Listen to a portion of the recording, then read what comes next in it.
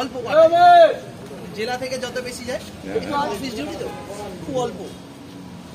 ঠিক আছে, মজা মজা মানে ভালো মজা।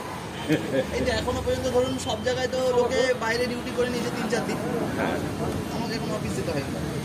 একদিন অফিসে গেছি, দুপুরবেলা গিয়ে অফিসের কাজকর্ম ছিল ছেড়ে এসে চলে গেছি। আরাম, তারপরে